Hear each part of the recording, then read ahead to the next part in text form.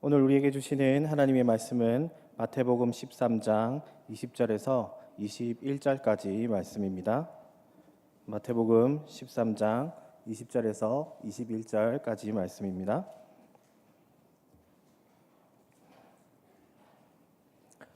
우리 함께 하나님의 말씀을 합독하도록 하겠습니다. 20절입니다. 돌밭에 뿌려졌다는 것은 말씀을 듣고 즉시 기쁨으로 받되 그 속에 뿌리가 없어 잠시 견디다가 말씀으로 말미암아 환난이나 박해가 일어날 때에는 곧 넘어지는 자요. 우리는 계속해서 철로 역정을 통해 이 구원에 대한 은혜가 얼마나 크고 놀라운 것이며 이 구원을 받은 신자는 마땅히 어떠한 삶을 살아가야 하는지를 살펴보고 있습니다. 지난주에는 끝까지 복음을 지키기 위해서 주어진 시험들을 이겨낸 남자와 하나님의 복음을 받아들이지 않고 돌아간 고집쟁이에 대해서 알아보았습니다. 그리고 오늘 우리가 살펴볼 내용을 간단하게 요약하면 이러합니다. 이 고집쟁이가 돌아가고 난 뒤 이 크리스천과 변덕쟁이는 계속해서 순례의 길을 걸어갑니다. 그리고 변덕쟁이는 크리스천을 통해서 천국에서 누릴 유익들을 듣고 매우 기뻐합니다. 하지만 곧 두 사람은 이 절망의 수렁에 빠지게 되고 변덕쟁이는 그 상황 속에서 화를 내며 순례의 길을 포기하고 이 멸망의 도성으로 다시 돌아가는 것이 오늘의 내용입니다. 이 내용을 통해서 우리가 받은 구원에 대한 바른 이해와 그 속에서 주시는 하나님의 은혜를 풍성하게 누릴 수 있는 여러분 되시기를 간절히 소원합니다. 여러분들은 변덕이 있으신 편이십니까? 이 심지가 굳건해서 한번 정한 것을 잘 바꾸지 않는 사람이 있는 반면에 이 정한 것이 무색할 만큼 쉽게 그것을 바꿔버리는 변덕이 심한 사람도 있습니다. 이런 사람들은 음식을 고르는 사소한 선택에서도 이 상당한 어려움을 겪게 되죠. 여러분, 우리가 이 중국 음식점을 가게 되면요, 이 음식을 고르는 데 있어서 가장 고민이 되는 메뉴가 무엇이 있을까요? 바로 짜장면과 짬뽕입니다. 아직 식사 전인 분들에게 이런 자극적인 사진을 보여드려서 매우 송구합니다. 참 신기한 게 이 중화요리집에 가서 식사를 고를 때에 이 짜장면을 먹으려고 딱 고르면요, 이 따뜻하고 매콤한 짬뽕이 거의 다 이게 생각이 납니다. 그래서 짬뽕을 고를까라고 생각이 들면 다시 달콤하고 이 짭짤한 짜장면이 생각이 나는 것이죠. 그렇지 않습니까, 여러분? 저만 그렇습니까? 일상에서의 변덕은 우리가 어느 정도 부려도 그러려니 할 수 있습니다. 하지만 오늘 철로 역정에서 나타나는 이 변덕쟁이는 전혀 다른 문제예요. 왜냐하면 우리의 믿음과 신앙 그리고 구원의 문제에 이르는 변덕을 말하고 있기 때문입니다. 이 고집쟁이가 돌아간 후에 이 크리스천과 변덕쟁이는 이 순례의 길에서 계속해서 걸어가며 대화를 나눕니다. 왜냐하면 이 변덕쟁이는 왠지 모를 기대감에 기분이 매우 좋아졌기 때문이에요. 그리고 그것이 그의 질문에서 고스란히 나타납니다. 이 크리스천에게 우리가 함께 가는 곳에서 무엇을 어떻게 즐길 수 있냐라는 질문을 하는 것이죠. 변덕쟁이는 정확하게는 알 수 없지만 무엇인가를 즐길 수 있다는 것에 매우 들뜨고 기쁜 마음으로 이 크리스천에게 질문을 하는 것입니다. 그리고 변덕쟁이에게 질문을 받은 크리스천은 답을 합니다. 그런데 여러분, 여기서 중요한 것은요, 크리스천이 변덕쟁이에게 답을 하는데 결코 자기의 생각으로 답을 하지 않아요. 그는 오직 자신의 손에 들려있는 틀림없이 진실이라고 믿는 하나님의 말씀으로만 답을 합니다. 지금 크리스천이 말씀을 통해서 깨닫게 된 이 순례의 길 끝에서 얻게 되는 유익이 무엇인가? 바로 크리스천은 세 가지로 답을 합니다. 우리 보시면서 적어가시면서 함께 우리 세 가지의 유익을 보도록 하겠습니다. 첫 번째는 영원한 나라가 유업으로 주어질 것이고 영원한 생명이 우리에게 주어져서 우리는 영원한 나라에서 영원토록 살 것이다 라는 것이 첫 번째 유익입니다. 영원한 나라가 유업으로 주어질 것이고 영원한 생명이 우리에게 주어진다라는 것이죠. 이사야 45장 17절에 이스라엘은 여호와께 구원을 받아 영원한 구원을 얻었으니 너희가 영원히 부끄러움을 당하거나 욕을 받지 아니하리로다. 또 요한복음 10장 27절에서 29절에 내 양은 내 음성을 들으며 나는 그들을 알며 그들은 나를 따르느니라. 내가 그들에게 영생을 주노니 영원히 멸망하지 아니할 것이요 또 그들을 내 손에서 빼앗을 자가 없느니라. 그들을 주신 내 아버지는 만물보다 크심에 아무도 아버지 손에서 빼앗을 수 없느니라. 성경에서 정확하게 나와 있는 것이죠. 자, 두 번째 유익입니다. 두 번째 유익은요, 영광의 면류관이 우리에게 주어지고 예복이 주어질 것인데 그것은 하늘의 태양과 같이 우리를 빛나게 해줄 것이다 라는 것입니다. 이것이 바로 두 번째 유익입니다.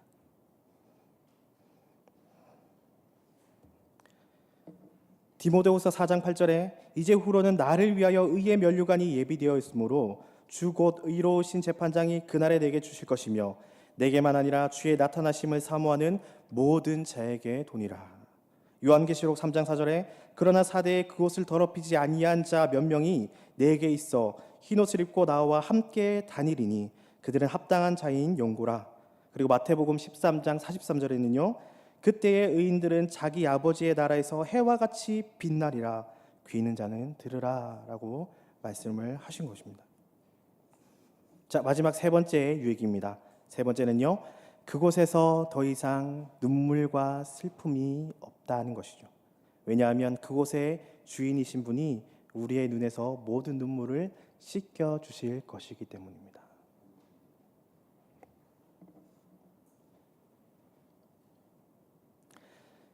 이사야 25장 8절에 사망을 영원히 멸하실 것이라. 주 여호와께서 모든 얼굴에서 눈물을 씻기시며 자기 백성의 수치를 온 천하에서 제하시리라. 여호와께서 이같이 말씀하셨느니라. 그리고 요한계시록 7장 17절에는요 이는 보좌 가운데 계신 어린 양이 그들의 목자가 되사 생명수 샘으로 인도하시고 하나님께서 그들의 눈에서 모든 눈물을 씻어 주실 것임이라 라고 분명하게 말씀을 하셨다는 겁니다. 여러분, 철저한 회심과 성령의 인도하심을 통해서 크리스천은 순례의 길 끝에 이러한 유익들이 있음을 깨달았어요. 이 모든 것은 자신의 손에 꼭 쥐고 있는 한 글자도 의심할 수 없는 하나님의 말씀이 이를 증명하고 있다는 거예요. 그리고 이는 변덕쟁이의 질문에 대한 답변을 하는 것이지만 그 답변이 곧 그의 신앙의 고백이라는 것입니다. 그저 글로 접하며 우리가 보는 크리스천의 답변이지만 신앙 고백이지만요, 이 설교를 준비하는 내내 이 고백을 듣는 제 마음 가운데 이 뜨거움이 생기는 거예요. 여러분, 크리스천은 그저 질문에 형식적인 답을 하는 게 아니었어요. 이미 자신에게 주어진 은혜 안에서 하나님의 말씀으로 인해 깨달은 엄청난 사실들을 답하는데 거기에는 그가 이미 흥분과 기쁨과 즐거움과 감사함을 담고 있다는 거예요. 이는 다른 이들은 결코 발견할 수 없는 일들이에요. 오직 누구만 발견할 수 있습니까? 오직 크리스천과 같은 은혜를 경험한 이들만이 발견하고 이해할 수 있는 것입니다. 누굽니까? 바로 우리들입니다. 우리가 간직하고 있는 복음이 얼마나 감격스럽습니까? 얼마나 감사함으로 다가옵니까? 그리고 얼마나 소중합니까? 이는 너무나도 감격스러우며 감사한 일이고 매우 소중한 것이기에 누군가에게 전하지 못해서 우리 마음 가운데에 안달이 나야 되는 거예요. 전하는 그 모습조차도 매우 기쁘고 즐거우며 우리에게는 흥분이 되는 일이 되어야 하는 것입니다. 이것이 바로 복음을 간직한 자의 모습이라고 크리스천은 말해주는 거예요. 여러분, 이것이 지금 크리스천의 모습이며 이는 우리의 모습이 되어야 합니다. 복음을 소중하게 여기고 그 안에서 진정으로 기뻐하고 즐거워하는 우리가 되기를 간절히 소원합니다. 또한 올해 이러한 복음을 잘 전할 수 있는 한 해가 되기를 간절히 소원합니다. 여러분, 크리스천의 대답을 들은 변덕쟁이는요 기뻐합니다. 왜 이 변덕쟁이가 기뻐할 수 있는 것일까?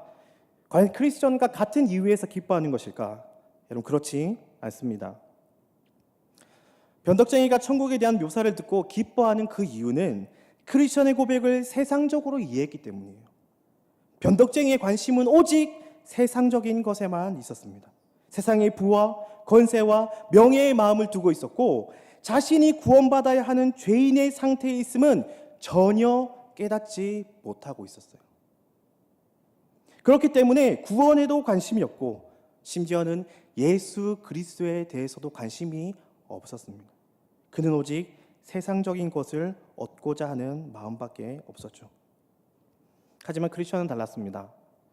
그는 천성의 아름다움에 사로잡혀 있었고, 그 모든 것을 흠모하고 있었어요. 하늘의 것으로 그 크리스천의 심령은요, 고양되어 있었습니다. 그래서 그것을 찾고 계속해서 그것을 생각하고 있는 거예요. 이는 변덕쟁이와 전적으로 대비되는 상태인 것입니다. 두 사람은 서로 다른 기쁨을 가지고 이 순례의 길을 걸어갑니다. 변덕쟁이는 자기의 원함을 서둘러 차지하기 위해 이 크리스천에게 빨리 걷기를 원해요. 빨리 가자. 빨리 가자. 그 기쁨을 나는 빨리 얻고 싶어. 빨리 가자라고 얘기해요. 하지만 여기서 크리스천과 변덕쟁이의 차이점 한 가지를 더 발견할 수 있는데, 그것이 바로 무엇이냐면요, 변덕쟁이와 크리스천 모두가 이 순례의 길에 같이 있지만 두 사람은 전적으로 다른 것이 있었습니다. 그것이 무엇입니까? 크리스천 등 뒤에는 짐이 있었지만 변덕쟁이에게는 짐이 없었어요. 크리스천은 죄로부터의 구원을 필요로 하여 순례의 길에 나섰습니다. 하지만 변덕쟁이는 영적 각성 없이 순례의 길에 나선 거예요. 변덕쟁이는 죄로부터 구원의 필요성을 모른 채 순례의 길에 나선 것입니다. 이것이 두 사람의 극명한 차이예요.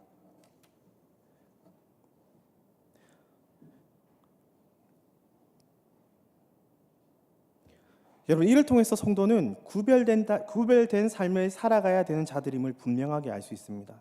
성도의 삶은 세상의 사람들과는 다릅니다. 성도는 성도가 살아가야 할 삶의 무게가 있는 자들이에요. 바로 죄에 대한 무게 때문입니다. 성도는 자신의 죄를 깨달은 자들이에요.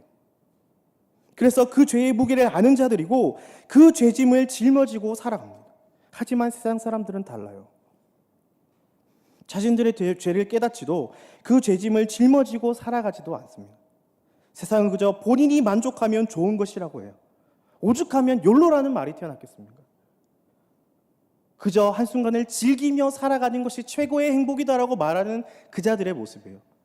하지만 이 욜로라는 말이 어떤 특정한 사람들에게만 주어진 말 같지만 세상의 대부분의 사람들은 자기의 만족을 쫓으며 살아가고 있다는 거예요. 자기가 만족하기 위해서는 어떤 죄악도 서스럼 없이 저지르고 그것을 죄로 여기지 않습니다. 하지만 그리스도인이라는 이름을 가진 우리는 다릅니다. 이번 겨울방학을 통해서 지금 우리 다음 세대들이 겨울 성경 공부를 하고 있어요. 이 공부 중에 우리가 아이들과 같이 보고 있는 이 공과 중에 이러한 말이 있습니다. 어떤 말이 있냐면 바로 그리스도인의 정의에 대해서 나오는데, 어떻게 나와있는지 한번 보시기 바랍니다. 그리스도란 예수님을 그리스도라 믿고 자신의 죄를 고백하고 예수님과 하나가 된 사람이다 라고 말합니다.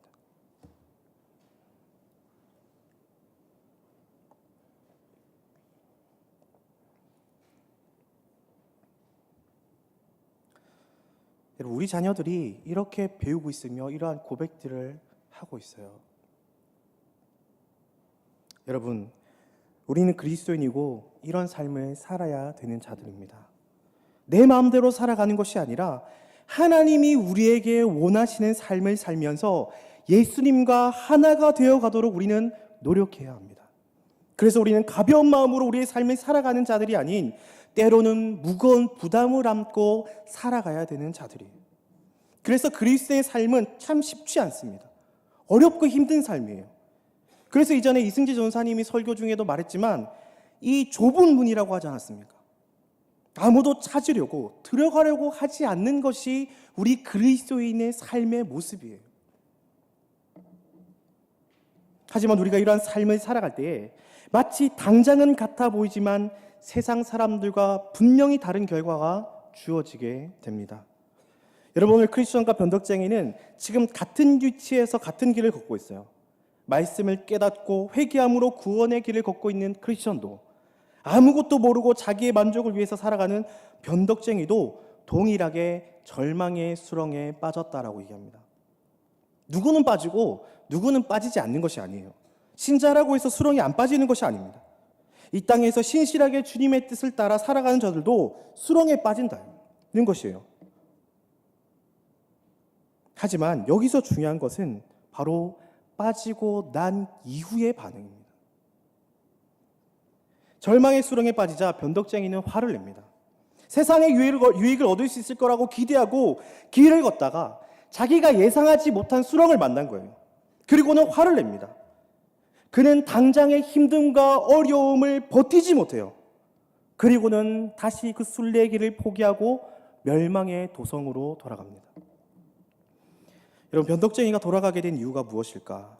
그것은 바로 죄에 대한 각성이 없었고 죄에 대한 용서의 필요성을 인식하지 못했기 때문입니다. 즉 그는 예수 그리스도의 필요성을 알지 못했기 때문에 자기에게 주어진 이 절망과 힘듦과 어려움을 당하면서까지 이 순례의 길을 끝까지 걸어가야 할 이유가 없었던 거예요. 그는 결국 멸망의 도성으로 돌아갔습니다. 우리는 성경을 통해서 이와 같은 모습을 너무 잘 알고 있어요. 신약에서 많은 사람들이 예수님께 모입니다. 예수님이 일으키는 기적의 소식을 듣고 모인 것이에요. 자기의 병을 혹은 자기 가족의 병을 고치기 위해서 혹은 다른 여러 가지 기적들을 바라는 소원들을 가지고 예수님께 모였을 거예요.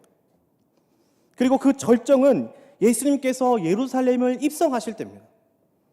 나귀 새끼를 타고 예루살렘을 들어오는 그 예수님을 많은 사람들이 나와서 환영했어요. 호산나를 외치고 우리를 구원해달라고 그 손에는 종려나무 가지를 들고 예수님을 열렬하게 환영을 했습니다. 요한복음 12장 13절입니다. 종려나무 가지를 가지고 맞으러 나가 외치되 호산나 찬송하리로다 주의 이름으로 오시는 이 곧 이스라엘의 왕이시여 하더라. 예수님을 이스라엘 왕이라고 고백했던 그들이었습니다. 하지만 불과 며칠이 지나지 않아 그들은 예수님을 못 박으라고 소리쳤어요. 그리고 그 종려나무 가지를 들고 있던 그 손으로 예수님이 죄인이라고 지목을 했습니다. 왜 그랬을까요? 바로 자기들의 원함을 채워주지 못했기 때문입니다. 여러분, 그들은 영적으로 죽어가는 자신들의 영혼에 대한 구원함보다는 육적으로 자기의 만족과 유익과 단장에 살아가야 할 그 살 길을 예수님께 요구했던 거예요. 그리고 그것이 충족되지 못하자 그들은 바로 변덕쟁이가 되었습니다. 어떻게 변덕쟁이가 되었습니까? 예수님을 십자가에 못 박으라고. 사랑하는 성도 여러분, 우리는 과연 누구이길 원하십니까? 크리스천입니까? 아니면 변덕쟁이입니까? 예수님을 따라서 순례의 길을 걷고 있다고 생각하지만 절망과 실패의 수령을 만나게 될 때에 내 모든 믿음과 신앙을 버리고 나를 구원하기 위해 이 땅에 오신 예수님을 우리가 외면하며 살지는 않습니까? 마치 돌밭에 뿌려진 씨앗처럼 말씀을 듣고 기쁨으로 그 말씀을 받아들이지만 내 생각대로 삶이 사라지지 않고 시험과 환난이 주어졌을 때에 쉽사리 넘어져서 내 안에 있는 그 신앙을 포기하는 삶을 살아가고 있지 않습니까?